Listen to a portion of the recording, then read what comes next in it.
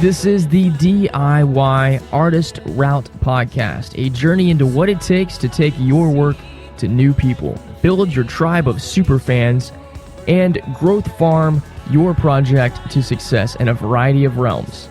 I am D. Grant Smith, your guide. Welcome to this podcast. Overcoming challenges is something that all of us are working on doing. As musicians and as people in this way too crowded digital arena where everyone is screaming for attention, it is a very, very big challenge to build something that is successful, and a lot of us get overwhelmed a lot of the time. That's why I wanted to bring BrandonGaille on this podcast. Brandon has an incredibly inspirational story of overcoming bullying as a kid, overcoming a brain tumor as an adult, and learning that his pregnant wife had cancer. He's going to tell that story a little bit later on. When it comes to overcoming challenges and looking for heroes to model after, Brandon is certainly one. He's built a blog site with over 1 million views each month. His podcast is inspirational and educational. And though he's not a musician, he is a platform and community builder. And his insights into success is perfect for all of us, no matter where you are or what you're doing, whether you consider yourself an artist, a business person, a platform maker, or you're just trying to figure out what your next step forward is. Brandon is the person to talk to, and I'm so glad that he joined us for this podcast. His stories will give you new wind for your wings and help you get to where you want to go this week. Are you ready to get started? Good. Lace up those shoes and let's hit the route. You know, I do love your podcast. I like the blog Millionaire because you have a podcast that is all about providing great advice and growth tips for people in the business space. But I'm in the business space, but I'm also in the music space, and really it's the digital space. And you keep your stuff really short and focused on specific content instead of just blahing about whatever it is that comes to mind, which is what 90% of podcasts are.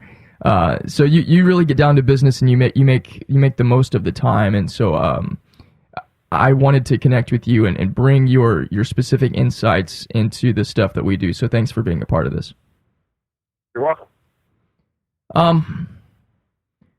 I love that your podcast tells your story, and I spent a lot of time listening to your first episode because I wanted to know more about you, and I think that as we're all kind of learning like who our teachers are and trying to sort of build a trust with the people that we're going to follow, hearing how your story came into being and the things that you faced as a kid and the challenges that you overcame, and getting picked on and getting beat up and facing fears and stuff, that's a big deal. I'm curious with that in mind, as you stepped into the business world, did the fears of facing challenges, was that different as an adult because of all the things you had gone through as a kid in taking on something new as an entrepreneur, or was there something else that kind of helped you overcome your fears?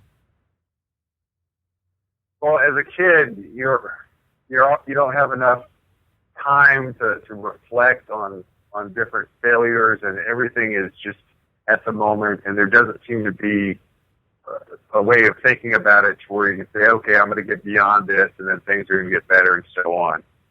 Kind of like the first time you're in a relationship with a girlfriend, and it doesn't go well, you think it's just the end of the world. The same thing goes for when I was a kid, getting picked on and beat up on a daily basis for almost a year.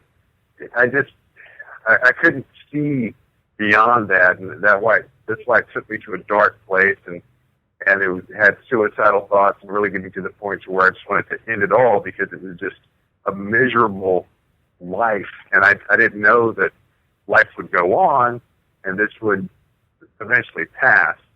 And it was just reading books. It really helped me get beyond my fears, and obviously in my blog and telling my story, I talk about how I came across the book Success to a Positive Mental Attitude at a bookstore when my mom had taken me to the mall during that really tough year of getting bullied all the time. And that was the first time that I had perspective, and I realized that, hey, I can get through this, and this is going to pass, and life's going to get better, and I'm going to be stronger because I was able to get beyond that. And then as time went on, I kind of incorporated that, the absorbing knowledge, reading books, listening to books on CD, and that is the basis to helping me get beyond fears as an entrepreneur and obstacles, because over the past 20 years of my life, I've been able to read or listen to over 1,000 books related to business and self-help, and that gave me the basis to be able to get beyond a lot of the obstacles that I've faced in my life. You're really big on using proven methods to show people how to grow, and I'm the same way. I'm curious for you, how long do you test something before you decide that it is officially proven and you can use it to show others how to do the same thing? Well, it all depends upon where you're testing it. So you can test AdWords, for example, with pay-per-click, and be able to put so much money down and test a landing page and be able to get definitive results within a day. Now, when it comes to blogging and SEO, it's different because it takes anywhere from 4 to 6 months from the time you make your blog post live until it reaches the top ranking on Google. So when it comes to blogging, the tests are really long, and you're looking at that 4 to 6 month period until you have results to be able to say, is this going to work or is it not going to work? And in regards to having my own blog that's done very well, I also have my clients' blogs and then other blogs that I own and operate. So by having over 100 blogs that I manage, that allows me to constantly be testing different things and be able to see results that other people might not be able to see with just one blog, because I can see it across the board. So if there's algorithm changes, or if I'm on one blog, I'm testing something for the length of content, for the number of words versus shorter content versus long content, I can do it across multiple sites and be able to get more information. But to answer your question, when it comes to blogging, it usually takes 4 to 6 months to be able to have anything definitive in regards to ranking on Google and getting Google organic traffic in regards to social media and advertising. It can be anywhere from days to a matter of weeks. So either way, what you're talking about is a process, and there's a lot of patience involved in that. Absolutely. When it comes to blogging and SEO, it's a long game, and a lot of people don't have the patience for that, and that's why people don't stick with the blogging, because you're not going to get that immediate result unless you have this huge email list where you can send people to the blog. You're not going to see organic traffic come from Google for anywhere from 4 to 6 months. Well, apart from the numbers side of things, I'm curious of what your perspective is on building strong connections and in the retaining aspect of the audience. Do you have a secret for building connections that you teach other people how to do? Well, where I build most of my strong connections, it starts with social media and having systems set up in place so that it can foster more conversations. So in regards to Twitter, for example, I'm constantly reaching out and trying to follow people that are the audience that I'm focused on. So, for example, I have a podcast. John Lee Dumas has a very popular podcast called The Entrepreneur on Fire. I'm able to follow the people that are following him on Twitter and then initiate conversations with them when they follow me through direct messaging and offer to review their blog and give them pointers on their blog and how to take their blog to the next level. And that leads to more people subscribing to my podcast and also leading to relationships that end up turning into people signing up to the online course and eventually becoming a client for my visit services. Well, that's a great strategy. What would you say would be the biggest problem that you see people have with creating, I'm going to say, digital content? We can call it blogs or podcasts, and then once those platforms are built, trying to build the audience, are there some common reasons why people don't get the traction that they want? Well, in regards to blogging, the biggest obstacle is keyword research. And number one, people just don't know they're supposed to spend most of their time on searching for keywords that they can write about.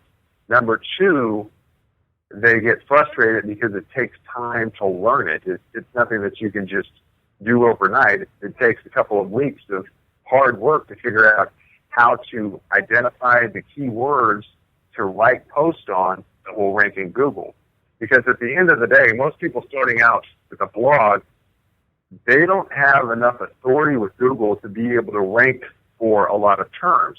And that's why you have to focus on keyword phrases where there's only 100,000 results on Google. And because it's low competition, you're able to rank better.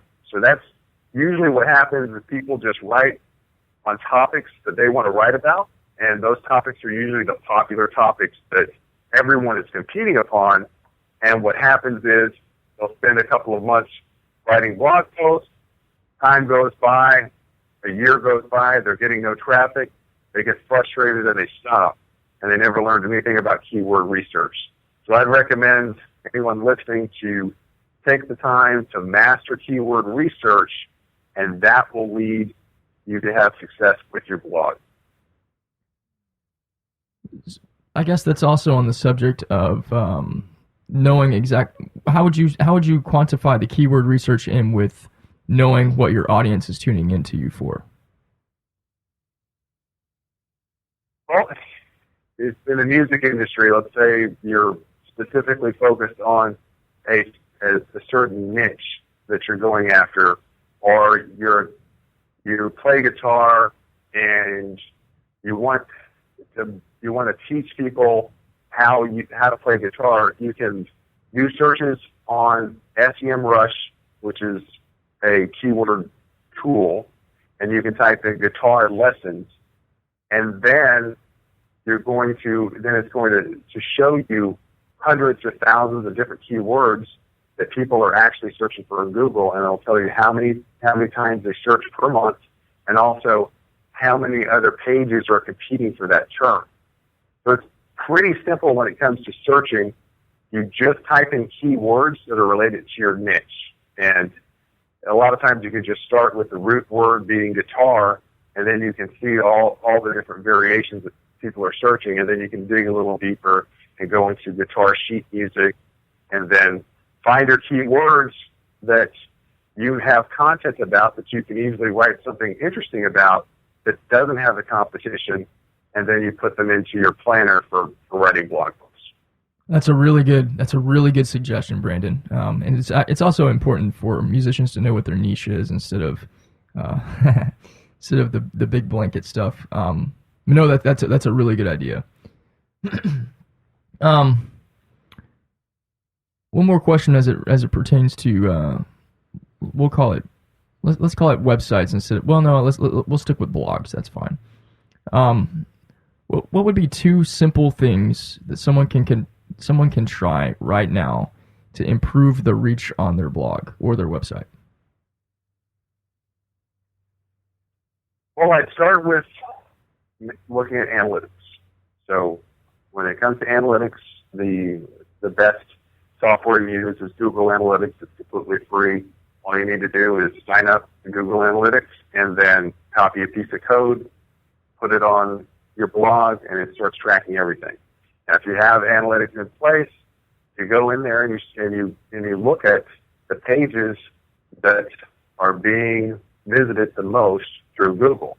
Because a lot of times, you're already, with an existing blog that's in place or an existing website in place, you already have some pages that are doing well with Google traffic. And that is what's called specific authority in regards to Google. So it might turn out that your blog is already ranking well for, as I mentioned, I'll use an example that I used earlier, guitar sheet music. And if that's the case, then you want to write more about guitar sheet music and all the different other variations that are there. So that's where I start with. Look at what's working first. As with any business, you focus on what works, and then you try to expand upon that as opposed to just constantly going after new things. So number one, start with analytics, and then number two,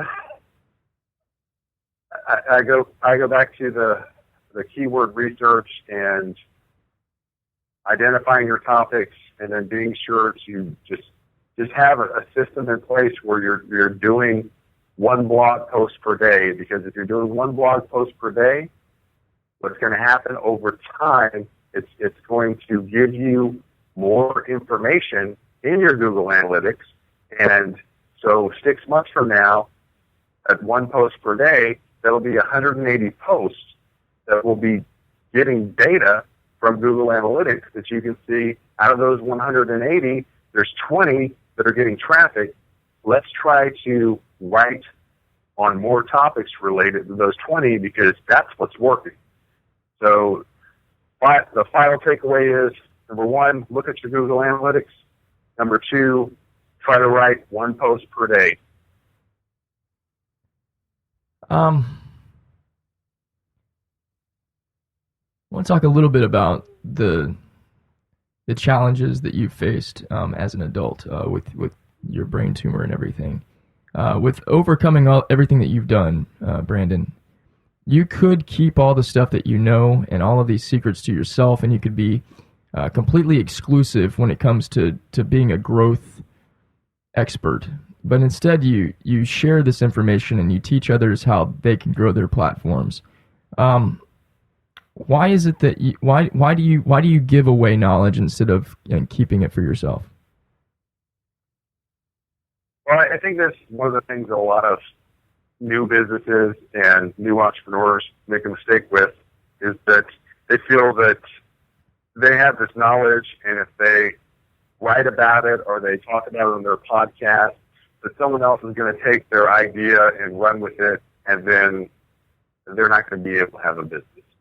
And the key to being a thought leader or having a successful podcast, a successful blog, is to be completely transparent about everything that you know and let people know the stuff that you have. Because what happens is there's going to be some people that don't have enough money to pay for your services that you're offering, and these people are going to become the people that share your information, the people that download your podcast, and eventually maybe buy your online course. And then you'll have other people that read it that don't have the time to execute it and have an existing large business in place, and they will become your clients. And at the end of the day, thought leaders like Michael Hyatt, Amy Porterfield, they are giving away their information in bits and pieces, but they're still making millions of dollars off of people buying their courses that have it all packaged together with video modules. So I encourage everyone to be as transparent as possible with everything that they know. Give it away. Show people what you know, and that's how you really become seen as the expert, and it will lead to more money and more success in your future. Will you tell us a little bit about your story?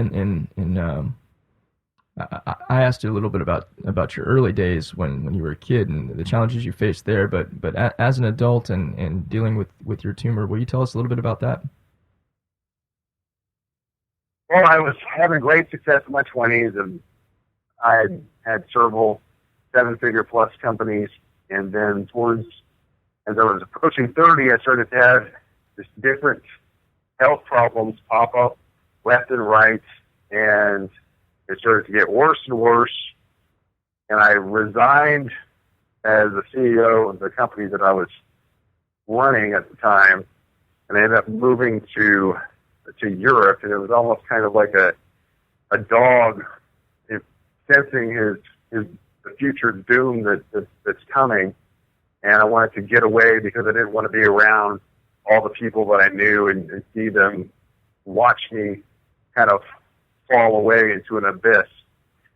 But eventually what happened is I came back to Houston and said, I've got to figure out what's going on with me.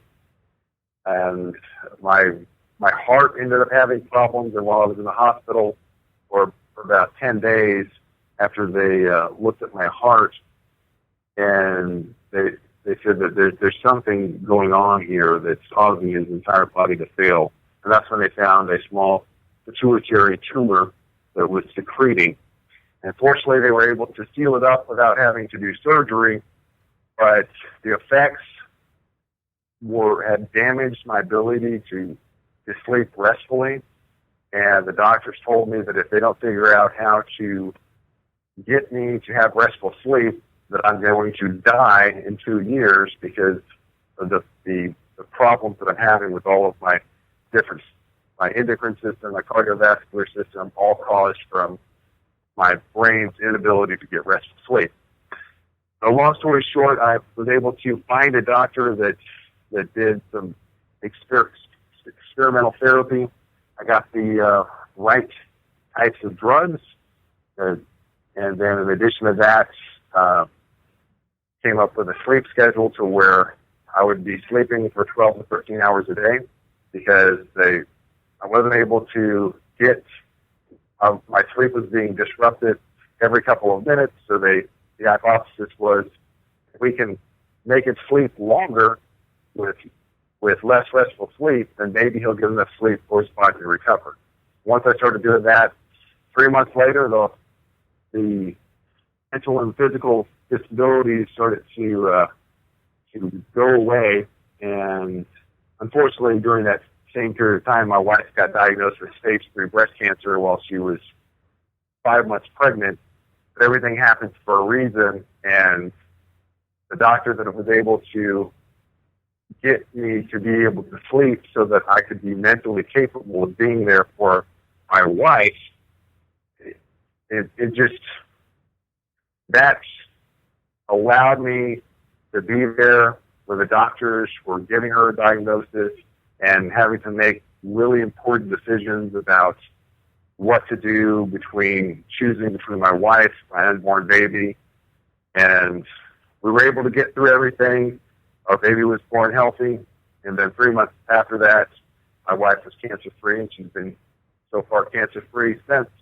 And a couple of years later, I was able to be healthy enough to start a business again. I wasn't healthy enough to start a business 3 months after the experimental therapy. It took a while for me to be able to be mentally capable to handle running a business, but I was able to do that again, and then I got my services business up and going.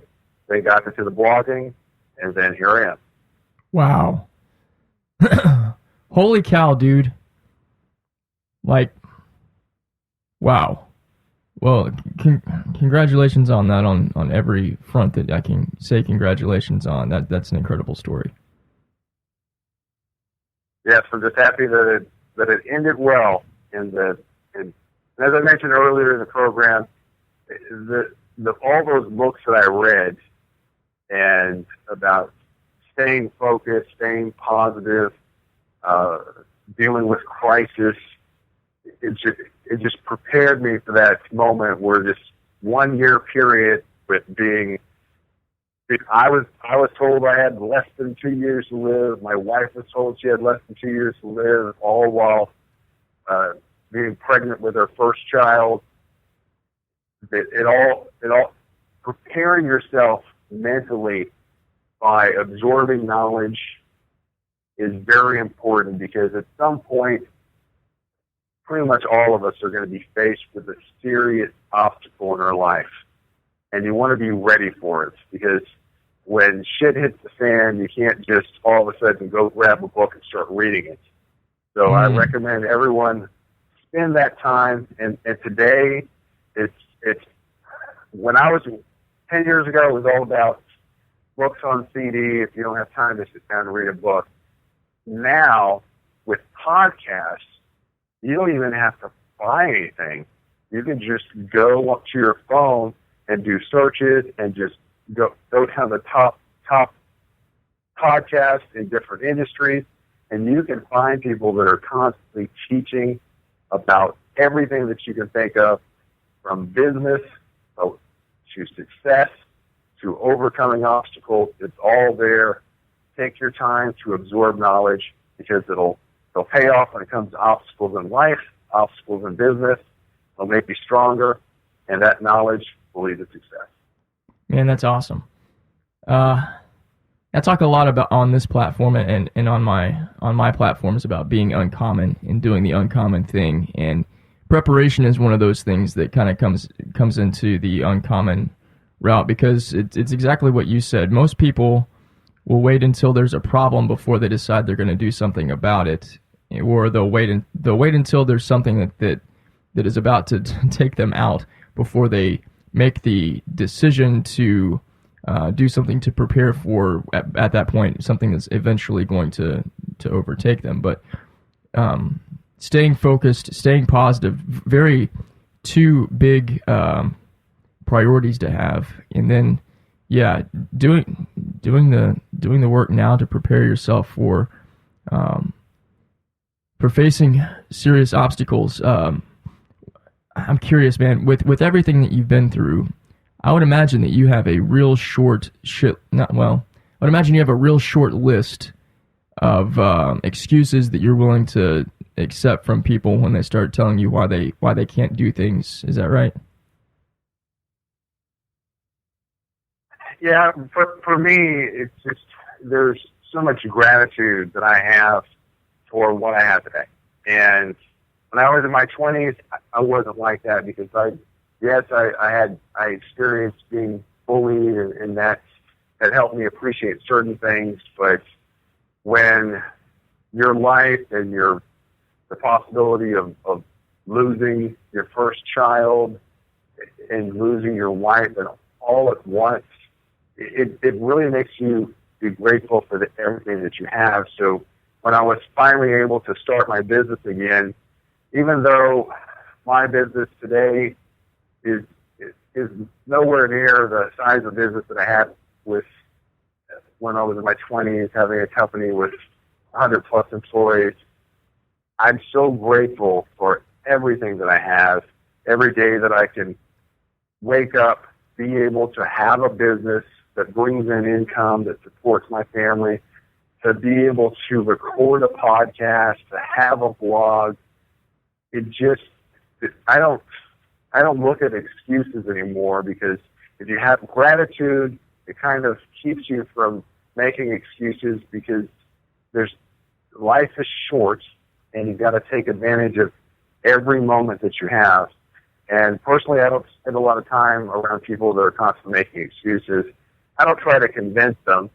I'll send them a book or a book on CD, because I find that if someone that I know is making excuses, or they're having some sort of obstacle that they're personally putting themselves in front of them, then it's best that I just hand them some knowledge from someone else than me trying to preach to them about everything that I've been through.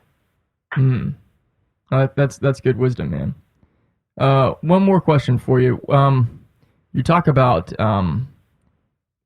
constantly being in a place where you're learning and where you're preparing. I'm curious what you are learning how to do now, and who are you learning from? Well, right now, some of my favorite podcasts are Michael Hyatt, Amy Porterfield, John Lee Dumas, Pat Flynn. Now, I prefer listening to Amy Porterfield a little bit more than some of the others, because she's more of a nuts and bolts, kind of like I am. So as you know, with my podcast, I teach people specific concepts on how to get growth with social media or their blog right away, as opposed to just telling stories.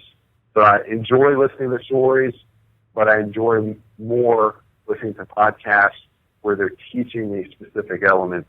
And then that's just the seed. You have to remember, when someone shows you the path, you need to get in there and try to make it a little bit better. And that's going to be the difference between going to the next level, because most people will show you the basics in a podcast or a blog post, but it's really up to you to take that foundation and craft your own path to success. And so a lot of that is what I've done with my social media hacks. I'm doing things that no one taught me how to do. I hear the importance of certain areas, and then I come up with my own system. That's really good. I'm sorry, man. My voice is still my voice is still up. No, that's really good. It'll officially come out tomorrow, but I wrote a book that's about getting radio airplay, and for musicians, that's the framework for the book. Actually, the heart of it, the book within the book, is how to build strong relationships with people and making the relationship the focus instead of making, the focus on how somebody else can hook you up. But it's exactly what you just said. Here's the framework. Now that you know that, go and adapt it to the way that you operate. And that's really key, because everybody doing exactly the same thing, exactly the same way, is just a way for there to be more robots in the world, and we don't need more of those. Absolutely. When it comes to relationships or any process that I think about doing, my single focus is always giving. And if you focus on giving and you don't worry about getting anything else in return, it will come back to you. And that's what's found myself the most success. That's what we talked about earlier, is why am I giving out all of this information? Is because when you give your time, your information, your effort to other people that you're building a relationship with, that is the foundation of a good relationship. So always start by giving everything that you can to make that person achieve their goals or to become better. That's awesome. Right on, Brandon. Well, I liked you from the moment I first saw your tweet, and then I liked you even more after I listened to your podcast, and then I liked you more when I found out you were from Texas and from my hometown. So you really enjoyed this conversation. What is the best way for our listeners, our fellow journeymen and women, to get more info on you and connect with you? You can go to theblogmillionaire.com, and you can find a link to the podcast there if you want to just start listening to that. Or you can sign up to the waiting list for my course, and if you do that, you'll be able to get instant access to a 3-part video series, which kind of goes over everything that I did to get to my first 1 million blog visitors and shows you specific ways that you can apply it to your own blog. Awesome. Well, thank you so much for being with us, Brandon. This has been awesome. You're welcome. Brandon Gaille, blogger and business growth expert. Read his blog, hear his podcast, and take his course at BrandonGaille.com. That's BrandonGaille.com. We talked a lot about relationship building and giving is the key. I'm thankful for Brandon giving his time and insights to us here. I have something that I want to give you, whether you're a musician, an entrepreneur, or you have a passion for doing something out of the ordinary, and you want to turn that passion into a career that you can live on. I want to hear from you, and I want to help you. Let's talk about what you're wanting to do or what you're doing, and I'll give you my insights into how you can make your dreams happen. Reach out to me via dgrantsmith.com. I look forward to hearing from you today. Our theme song comes from Timothy Palmer's Half Boy EP. It is a song called Tryin'. Now, I say this every single week and every single podcast episode, and it's true. What we love and what we appreciate and what we connect with, we tell other people about. And if you connected with something that you heard here, and I know that you did, do your part on this journey. And here's what that is. Put these principles into play, what Brandon suggested you do, and how to do them. Do it. And then go tell 3 people about what you learned here on this podcast. Share this episode with them. You can do that by sending them to iTunes, Spreaker, or Stitcher. And you can send them to my website, dgrantsmith.com, to subscribe, download, and get a whole lot more out of the DIY artist route. Now, for you being with me, I appreciate that. Thank you for trekking with me. Let's pick this up again next time with a new journeyman to teach us more about how to grow as artists and creative entrepreneurs. And yes, I do want to hear from you today, if not this week, on what you're doing so that I can be of service to you. Once again, reach out to me at dgrantsmith.com. Until next time, I will see you here on the DIY Artist Route.